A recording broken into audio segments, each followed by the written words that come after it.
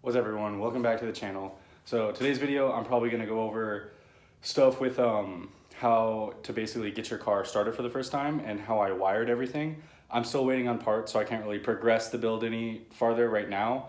I also had some issues with my valley pan cover gasket, which isn't a big deal, but I just gotta, again, wait for new parts.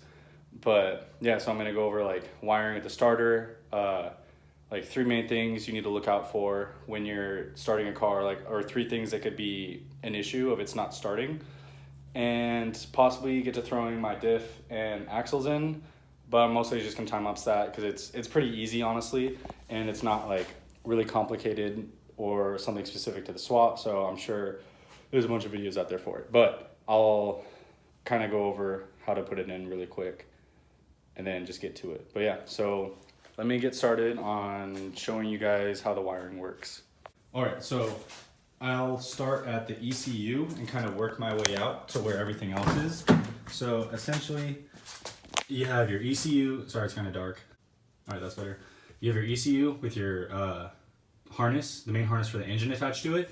You just plug it in, it's super easy.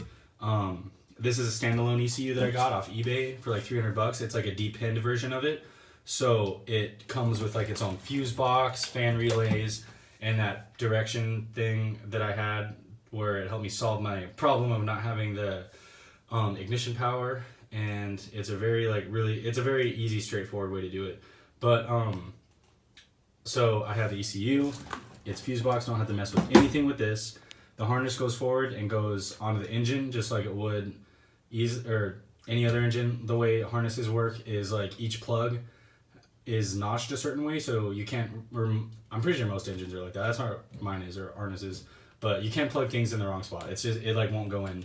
So it kind of helps you there, makes it easy. I have a ground right here, I just put to the body. Obviously everything's gonna be rerouted. Like I said, this is for like just starting the car if you wanna throw everything in really quick. I'm gonna have my dash in and everything pretty soon, so just laid out all messy. But then I have my ignition power for the ECU that comes up here, just onto the power block. And then I have the power block. I had it to constant power when I had the battery right here. So it would just kind of be on once I touch the battery down, and then I use the battery terminal as a kill switch, just pull it off if something crazy happened, which it did. Like I think you guys saw, the RPMs just started like screaming and was redlining because the idler control valve was stuck open, so it just wanted to rev really hard and just getting a bunch of air. But then, so I have my ignition power that's just always on because it's not a big deal yet. Eventually I'll obviously have it wired to this. Then I have my fuel. So I have my fuel on a switch in case something went wrong and everything started catching on fire. I have fire extinguisher and everything ready. I'm not like going too crazy in here and just winging everything, but try to keep it kind of safe. But yeah, so I have the battery power coming to here, to the switch, back inside, going from here all the way to the fuel pump, which you saw me guys kind of wire up, and then the fuel pump has its ground against the body right there, just hastily bolted on. So that's really straightforward. And then I have my starter. So your starter is basically, I'm gonna draw it out for you guys in a second, but it's essentially, sorry, this looks kind of like a mess without the battery in here and everything's taken apart because the gasket, and I just kind of have it sitting there so nothing falls in the intake.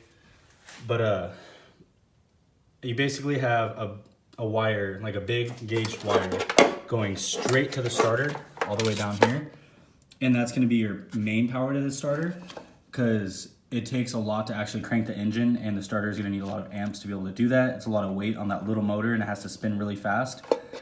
And then you have your smaller wire, which goes to your button to turn it on and off, which goes to the solenoid switch, which I'll go over in a second. I'm gonna draw it out for you guys so it makes more sense. So now I'm gonna go to the negative side, which imagine there's just a battery right here. It just goes over straight to the chassis right here. If you guys remember my last wiring video, the chassis is basically a wire, so it's like your negative side. And then I have another one just going to the engine block. This was bolted up over here on the head. So the engine is also grounded in a wire, essentially, because a lot of the body harness ground, or not body harness, engine harness grounds are on the engine block. So once you have all that, all you gotta do is have your ignition power on, which it always is once I touch the battery on, turn your fuel on, and then hit the start, and you will have it crank, and it should turn over if you have everything plugged in right, which I didn't the first time. So make sure you kind of go over the manual for your harness or whatever. So if this is like your first time messing with an engine like this, because I've never worked on LS engines before. So, but yeah. So once you have the wiring sorted, you're gonna want to make sure your fuel is routed and it's plumbed and not leaking. And then you also want to make sure the engine's getting air properly. Obviously, if the engine's not getting air properly, it's either gonna rev super hard, if there's some kind of like vacuum leak, or it's just gonna keep dying out for some reason. Like if the air control valve is like stuck closed, or it's just not getting enough. So usually when you start it, you can kind of like blip the throttle a little bit, make sure it's getting air. And then fuel, I don't have my fuel rail on because I have the whole intake manifold off, but make sure your send and returns aren't leaking or anything like that. Make sure you're actually getting fuel. So you can either hear it sometimes build pressure in the fuel rail, or you can kind of like pull it off a little bit to where it starts to leak, so you know you have good fuel pressure, or you have money and buy a fuel pressure gauge, which I probably should do. But we're just kind of doing bare minimum here. So yeah, since it doesn't take much to actually just get your engine started. So yeah, so like the three main things are fuel, air, and spark. So like you guys saw, I wasn't getting spark, and I determined that because I saw I had fuel rail pressure, but I wasn't getting any kind of like combustion in the chamber. So what I did is I took one of the coil pack wires, I stuck a screwdriver in it and laid it down kind of next to an area, or like next to the engine, to where it could arc away from the fuel stuff, obviously, because it's not fully put together, or wasn't fully put together in mine, so I didn't want to risk having a leak and having it catch on fire. And it should arc from, because this is positive, across to the block, which is negative, and it wasn't, so I knew I didn't have spark. So that's when I figured out there's something wrong with either my sensors, like crank positioning sensor or something, or the harness wasn't done right. So those are like the big things that usually cause issues. Some other preparations for starting your car for the first time, kind of goes for anyone, is to make sure you obviously prime your oil. So without fuel or anything, you want to crank the engine from like 15 to 30 seconds and make sure there's oil pressure that's getting to all your bearings and everything, so your bearings don't turn dry. For a freshly built engine, you want to use break-in oil. I don't really need to do that because I have oil in there already between the bearings and everything, and the engine's been ran before, so it's not as big of a deal. But yeah, so getting that oil pressure is super important. You're going to run on dry bearings and already break the engine. That's also why you use assembly lube if you're putting an engine together for the first time, because that lube will sit in there and not like seep out like oil could. But yeah, there's that. You don't need coolant to turn your car on, or turn your engine on for the first time, so that's not a big deal. I didn't even have my alternator wired up. I was just using a battery from another car, so it would charge itself once I drove it away. But yeah, that's like all you need. Just literally your ECU, starter, fuel pumps wired, and make sure the car is getting fuel, or the engine's getting fuel, and that's all you need to turn it on. It's super straightforward and super simple. So now you guys kind of have a better idea of how to do it. Let me show you how a starter works, so you can kind of get a better idea of how to actually wire one up. Okay, so I kind of fixed something on this to make it a little easier to understand, but basically the starter is like a relay, except instead of like a little switch that closes and opens with a magnet, it's a plunger or a solenoid. So you have this terminal here, ignore this terminal, that was an accident. But this powers a solenoid, so it moves this plunger in and out with the magnetic field, and then it will make contact with this terminal, which is the big cable that you put straight from the battery to the starter. And when it makes this connection, it turns the motor on and it will spin on the flywheel and start cranking the motor. So there's no grounds on this because the starter itself is grounded because it's touching the engine, and the engine is grounded. So you don't have to worry about anything like that. It's just two positive wires from the switch for the solenoid, and then the main power for the actual power for the motor. All right, so now that I've explained it, hopefully it's easy to you guys. It's really not that much stuff that you have to have like working on the engine. It's very minimal just to turn it on. Obviously later on you're gonna want your fans and everything and your coolant running when you drive it, but just turn it on. Like I said, it doesn't really take that much. So now I'm gonna go ahead and get to installing my diff and drive shaft shop axles. Yeah, like you guys saw in the last video, I welded this up. I put the cover on, I painted it so it looks cool. I have RTV in there, like new gasket basically. And I just gotta put fluid in it and then put it in the car. But like I said, this is a diff out of an is300. I think it's out of the manual one, so it's a 3.71 final drive. And it's direct, like the case is exactly the same, it's direct bolt up to the FRS. But instead of a torsion, it's an open, so I could weld it.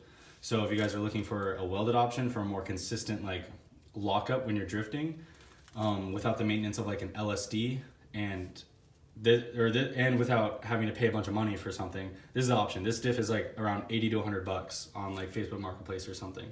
So yeah, I'm pretty excited to use it because the torsion diff's like pretty good, but it also likes to open up a lot. So yeah, something that's gonna be a little more consistent. All right, so I only have 2 bolts left on the diff. I just got the axle nuts off. It was kind of a pain. I had to cut into them a little bit to get the little notch out. And then to get them off, I used my breaker bar and then my jack pole and then stood on it and it came off. So it wasn't too hard with that, but yeah, just be ready because this is torqued on there pretty tight. All right, so I'm gonna just rip the diff out really quick, go back to time lapse and then put the new one in. It's pretty straightforward. I'll go over it once I'm done, kind of how to do it, but it's like 2, 5, it's 9 bolts, 11 including the axle nuts. So it's pretty easy.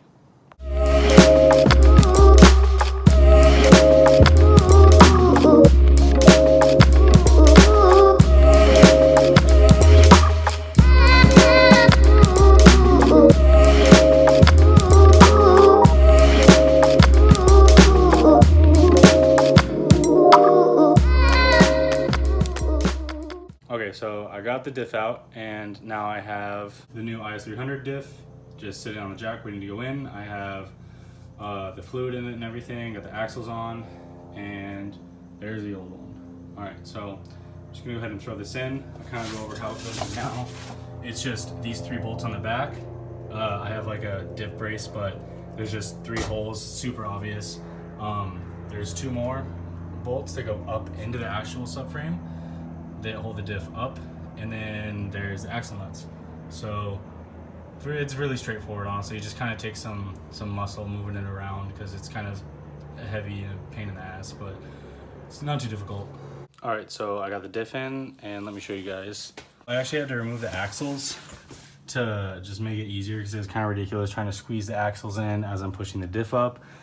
But as you can see, both axle stubs move at the same time because it's welded, and the is300 diff is a direct fit. So if you're trying to do a welded diff, like I said, this is the way to go. I'm not gonna put my axles on tonight. I tried sliding them in, the sprocket on the actual wheel, and I think it's really dirty because it's not like wanting to go in all the way, and I don't want to like hammer it and like ruin the U-joints and stuff. So I'm probably just gonna go ahead and try to clean that tomorrow or something, and then slide in and bolt the axles on really quick. It's super easy. But yeah, so that's gonna be it. I was just kind of trying to get a video in between waiting for parts, like I said.